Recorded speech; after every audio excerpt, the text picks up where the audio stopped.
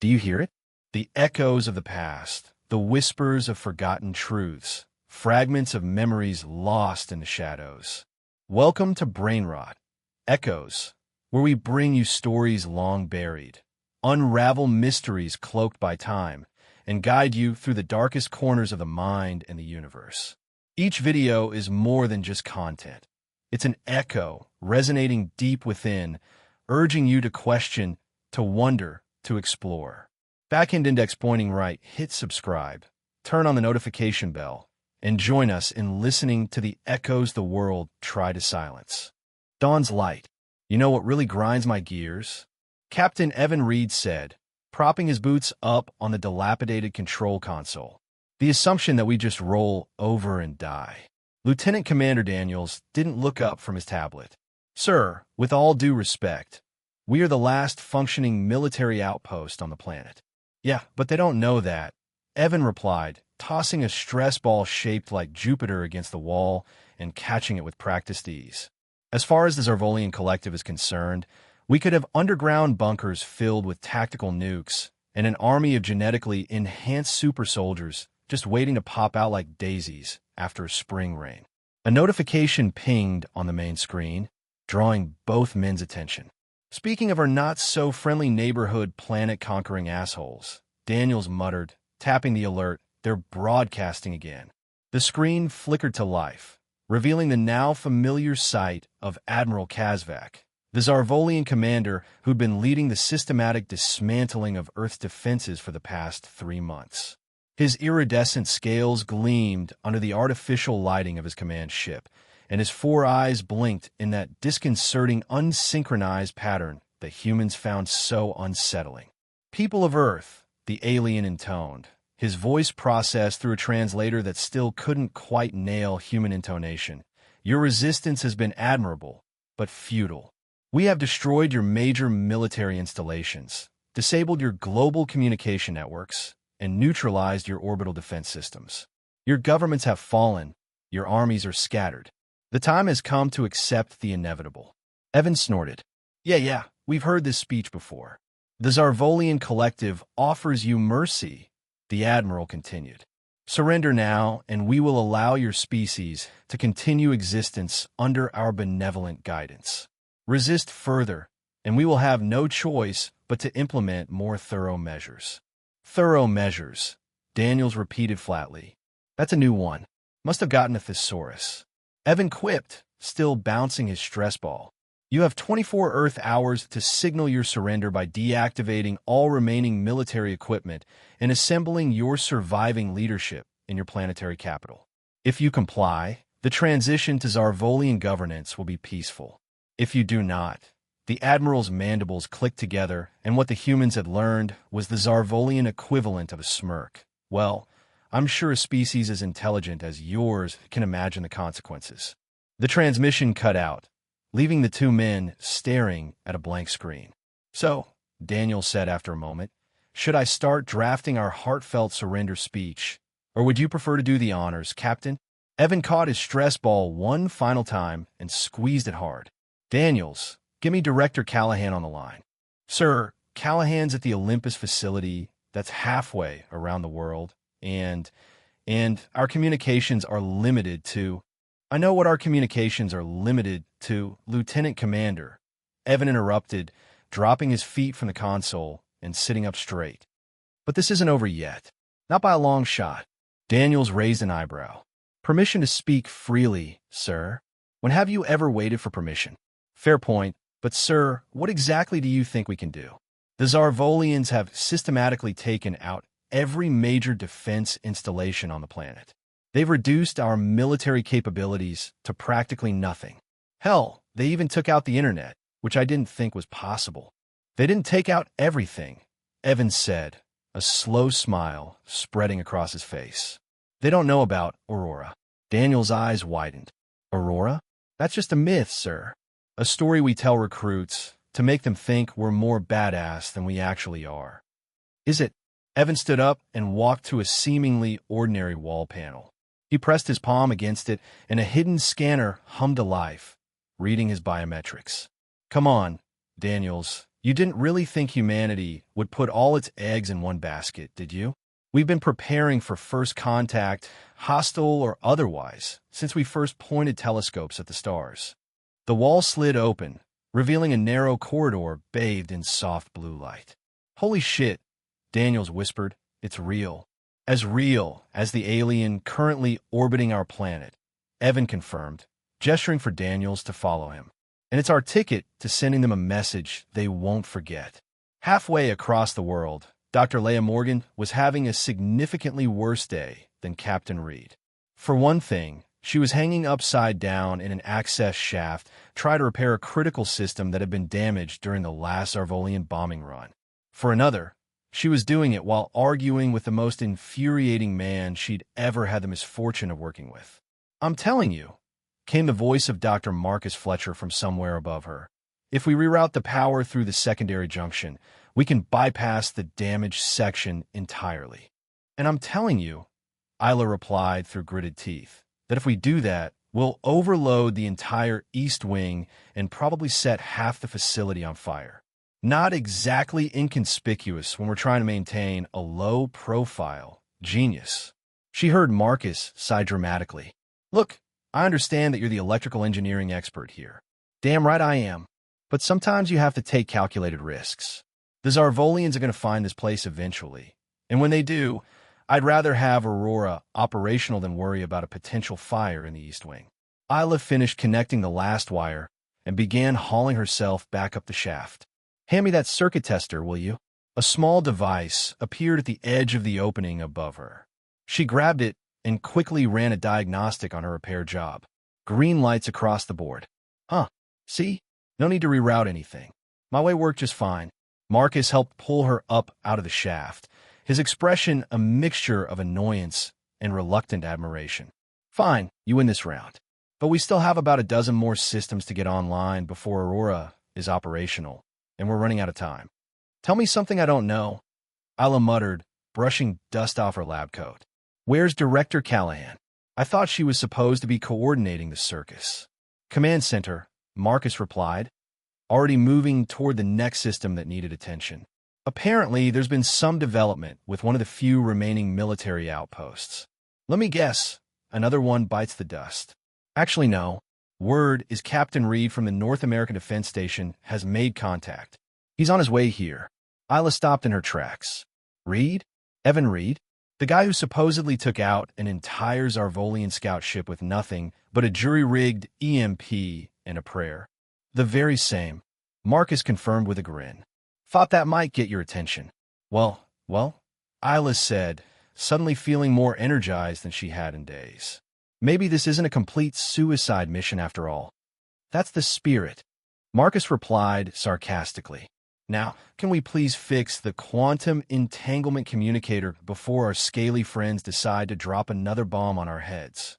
The journey to the Olympus facility took Evan and Daniels nearly 18 hours, most of it spent traveling through ancient emergency tunnels that predated even the Cold War, some of it dodging Zarvolian patrols on the surface. By the time they arrived, filthy and exhausted, they had just 6 hours left before the aliens' deadline. Captain Reed, Director Elena Callahan, greeted them at the facility's hidden entrance. She was a tall, imposing woman with silver hair pulled back in a severe bun and the kind of eyes that seemed to calculate 1,000 variables at once. Glad you could make it, though I have to say I expected you sooner. Sorry, Director, Evan replied, not sounding sorry at all. We took a slight detour through Milan. You know how it is. Alien invasion, end of the world, still couldn't pass up the chance for authentic Italian cuisine. Callahan's lips twitched in what might have been amusement.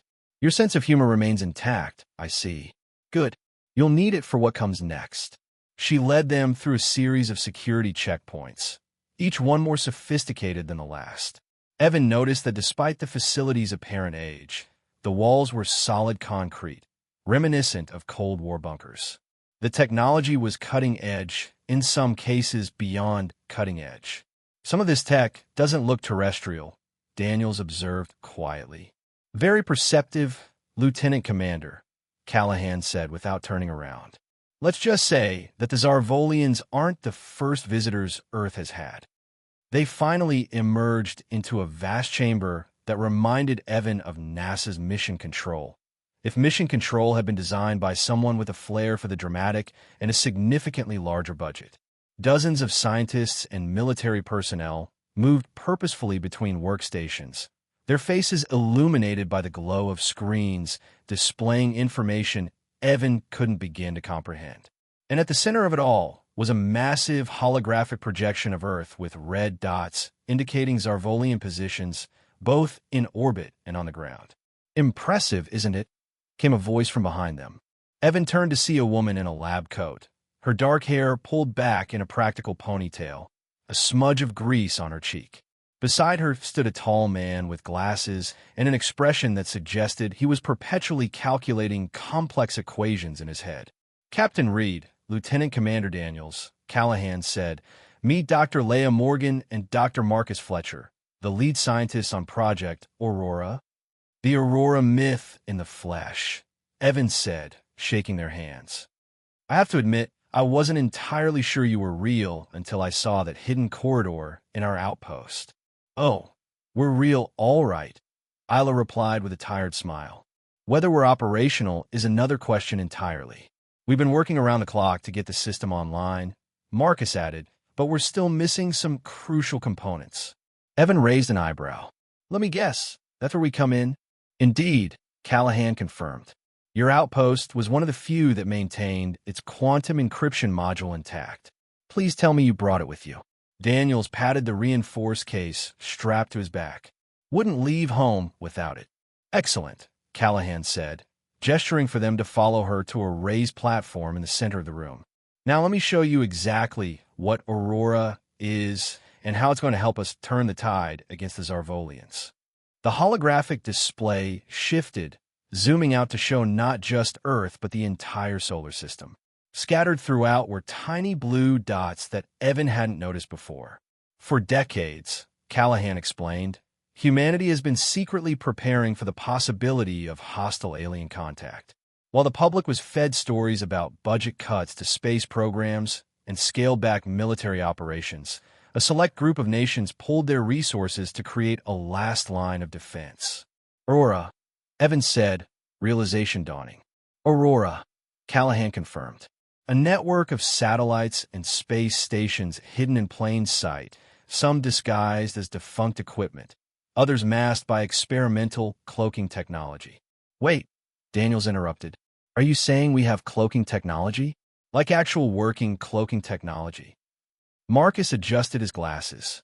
"Let's just say we've had some technological assistance over the years.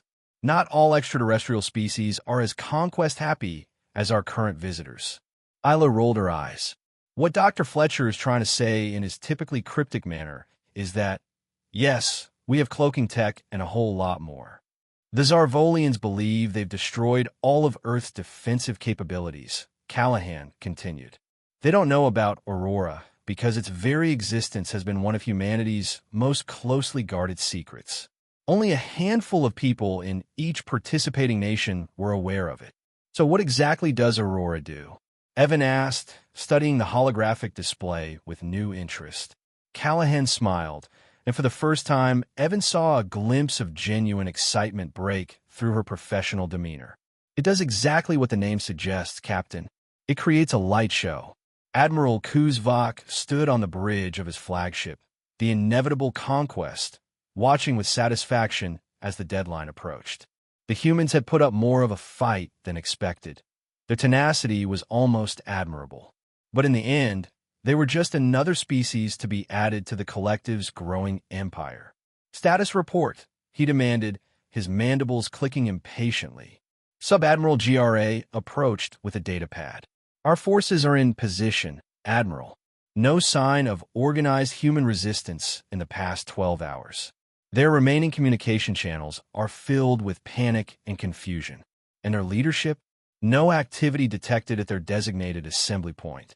It appears they have chosen defiance over surrender." Kazvak made a sound that to human ears might have resembled a chuckle. "Predictable.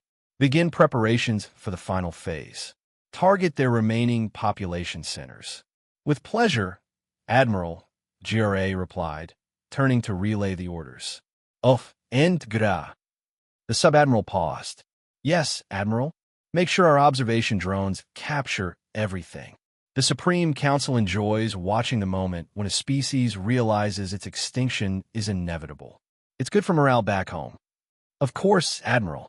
The drones are already in position.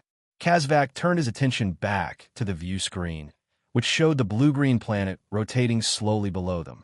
Such a waste, really. Earth had resources that could have benefited the collective for centuries. But the humans had proven too stubborn, too resistant to the idea of subjugation. And in the grand calculus of galactic conquest, some species simply weren't worth the trouble of incorporating. Better to make an example of them. The Admiral was so absorbed in his thoughts that he almost missed the first anomaly, a brief flicker of light from somewhere near the planet's North Pole. He blinked his upper set of eyes, assuming it was nothing more than a reflection on the view screen. Then it happened again and again, until suddenly the entire atmosphere around Earth seemed to shimmer with an otherworldly glow. What is happening? Kvak demanded, his voice rising. GRA, explain this. The sub-admiral was already frantically consulting with the ship's sensors operators. Unknown, Admiral. Our instruments are detecting massive energy fluctuations in Earth's upper atmosphere. Is it a weapon? Negative, Admiral. The energy signature doesn't match any known weapon configuration. It's almost as if GRA was interrupted by a gasp from one of the bridge crew. Every Zarvolian on the bridge turned to look at the view screen, where the impossible was happening before their eyes. The atmosphere around Earth was transforming. Patterns of light danced across the planet's surface, forming what appeared to be words, images, symbols. Kazuvak couldn't immediately make sense of it, but he knew with a certainty that chilled him to his core that he was witnessing something unprecedented in the collective's long history of conquest. And then the pattern stabilized, and the message became clear, not just to the Zarvolians in orbit, but to every sentient being within half a light year of Earth. The humans had turned their entire planet into a message, a defiant, unmistakable message that required no translation. We are humanity. We do not surrender. We do not kneel. This is our home, and you are not welcome here. And below that, in slightly smaller but equally unmistakable light patterns, PS, look behind you. Back in the Olympus facility, the atmosphere was electric as technicians and scientists watched the Aurora network come online. The quantum encryption module that Evan and Daniels had brought was the final piece of the puzzle, allowing the entire system to synchronize for the first time. It's working, Isla exclaimed, her fingers flying over her console. The atmospheric ionization is at 97% efficiency. Power levels stable across all nodes. Marcus reported, sounding almost giddy. The message is transmitting clearly. Evan stood beside Director Callahan, watching the holographic display as thousands of hidden satellites and stations activated simultaneously, sending precisely calibrated energy pulses into Earth's atmosphere. The result was a planet-wide aurora effect that could be shaped and controlled to form words, images, even complex patterns.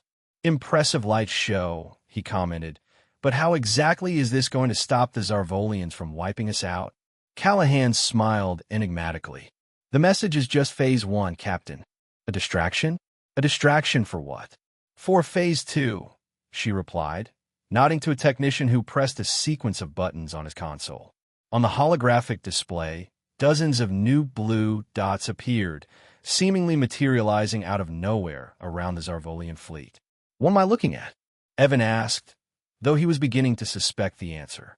Those, Daniels whispered beside him, are ships. Human ships. Correct, Lieutenant Commander, Callahan confirmed. Or more accurately, ships built through a joint venture between humanity and some, let's call them, interested parties who prefer to remain anonymous for now. How long have we had these? Evan demanded, his mind racing with the implications. Long enough to know we couldn't deploy them without the element of surprise, Callahan replied. The Zarvolians outgun us 10-1, even with our advanced tech. But they don't know about these ships, and they certainly don't know about the temporal disruption weapons they're carrying. The what now? Daniels asked, his voice slightly higher than normal. Marcus took over the explanation, barely containing his excitement. We can't destroy their entire fleet with conventional weapons, but we don't have to. The TDWs create localized disruptions in the temporal flow, essentially freezing the Zarvolian ships in a moment of time. Not permanently, Isla added quickly, seeing Evan's expression. Think of it as an extremely sophisticated EMP that affects their navigation and weapon systems. It'll give us just enough time to deploy the next phase, which is... Evan prompted. Callahan's smile widened. Negotiation, Captain. But this time we'll be doing it from a position of strength. On the display, the hidden human fleet moved into position, surrounding the now disoriented Zarvolian armada. The atmospheric message continued to pulse around the planet, a defiant declaration visible from space. Director, a communications officer called out. We're receiving a transmission from the Zarvolian flagship. They're requesting to speak with Earth's leadership. Well, Callahan said, straightening her jacket.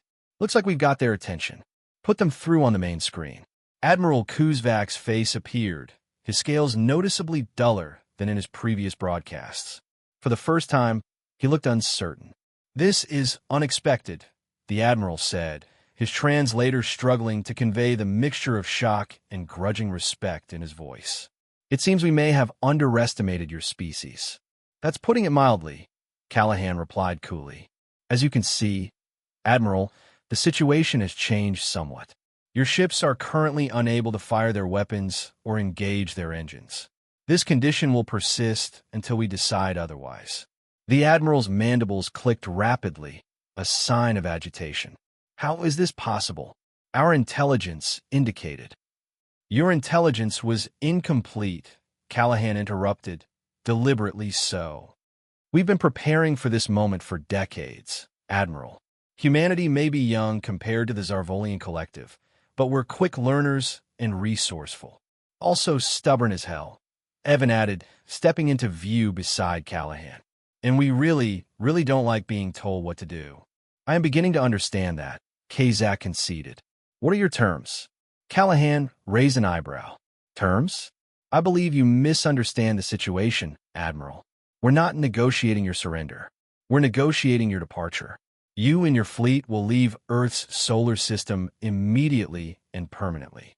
In return, we won't use our new friend's technology to turn your ships into very expensive, very permanent ornaments in our orbit. New friends? The Admiral's four eyes widened in alarm. You have allies? Let's just say, Callahan replied smoothly, that humanity isn't as alone in the universe as you assumed. And not all advanced species share the collective's approach to interstellar relations. 24 hours later, Captain Evan Reed stood in the observation lounge of the Olympus facility, watching as the last of the Zarvolian ships disappeared from Earth's orbit. Beside him, Layla Morgan sipped coffee from a mug that read, I survived an alien invasion, and all I got was this lousy mug. So, she said, breaking the comfortable silence, think they'll be back eventually? Eventually, yes, Evan replied honestly. The collective doesn't strike me as the type to take a defeat gracefully. But next time we'll be ready. More ready than we were this time? Isla asked with a small smile. Because I gotta say there was some pretty impressive preparedness for a species that supposedly had no idea aliens existed. Evan chuckled. Well, officially we didn't, but unofficially, he gestured at the facility around them. Let's just say that humanity has always been paranoid enough to prepare for the worst while hoping for the best. A trait our new friends apparently appreciate, Marcus commented, joining them with his own coffee. Director Callahan just finished a call with the Arcturon ambassador. They're formally extending an invitation for Earth to join the Galactic Cooperative. The what now? Evan asked, raising an eyebrow. Turns out, Isla explained, there's a whole bunch of civilizations out there that aren't into the whole conquer and subjugate thing. They've been watching us for a while apparently. The Aurora Project was partly their idea, a way to test if we could come together as a planet before they revealed themselves. So the alien invasion was what? A test. Evan asked incredulously. Not exactly, Marcus replied. The Zarvolians are very real and very dangerous. But the timing of their attack, let's just say it wasn't entirely coincidental. The cooperative needed to see how we'd respond to a legitimate threat. And how we do? Evan asked, though he suspected he knew the answer. Isla grinned. Well, we're still here, aren't we? And, according to the ambassador, turning our entire atmosphere into a giant U message was, and I quote, the most distinctly human approach to diplomacy we could have imagined. High praise indeed, Evan said dryly. It gets better, Marcus added. Apparently, there's a betting pool among the cooperative species about which human cultural export will spread fastest once we join. Current frontrunners are pizza, reality TV, and something called the perfect cocktail. My money's on pizza, Isla said immediately. Nah, Evan countered, definitely cocktails. Nothing says humanity like figuring out the best way to make getting drunk both delicious and slightly fancy. Their laughter was interrupted by the arrival of Director Callahan and Lieutenant Commander Daniels, both looking more relaxed than Evan had seen them in months. Good news, Callahan announced without preamble. The Archerans have agreed to help us restore global communications. Internet should be back up worldwide within 48 hours. Thank God, Layla sighed. If I have to go one more day without streaming services, I might actually have to talk to people. The horror, Marcus deadpanned. There's more, Daniels added, looking slightly stunned. Apparently, as a gesture of goodwill, the cooperative is offering to share some of their technology with us. Clean energy, advanced medicine, faster-than-light travel, the works. With some restrictions, Callahan qualified. They're not just handing over the keys to the galaxy. We'll have to prove we can use it responsibly. So basically, Evans summarized, humanity just got put on galactic probation? More or less, Callahan agreed with a small smile. But considering where we were a week ago, I'd say that's a significant improvement. Evan turned back to the observation window, where the aurora created by the network still shimmered faintly around the planet, a reminder of what they'd accomplished. You know, he said thoughtfully, when I joined the military, I never expected my career to involve turning the entire sky into a giant middle finger to alien invaders. Is that disappointment I hear, Captain? Isla teased. Hell no, Evan replied with a grin. It's the best damn thing I've ever been part of. And something tells me it's just the beginning. Outside, beyond the fading aurora, the stars seem to shine a little brighter, and somewhere among them, a whole universe of possibilities was waiting. As news of Earth's successful defense spread across the planet, reactions ranged from disbelief to euphoria to the inevitable conspiracy theories.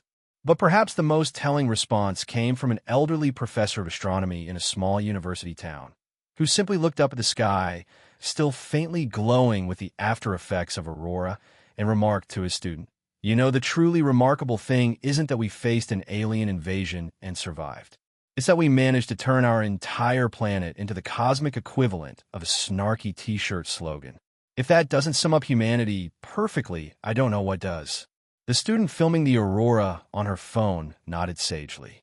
Yeah, but did you see the part where we told them to look behind them? Classic.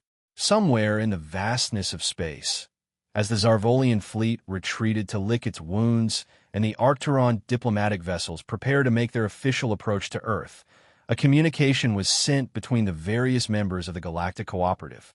Humanity has passed the test, though not in any way we anticipated. Prepare for cultural integration protocols and perhaps reinforce your sense of humor subroutines. Something tells me we're going to need them. The end.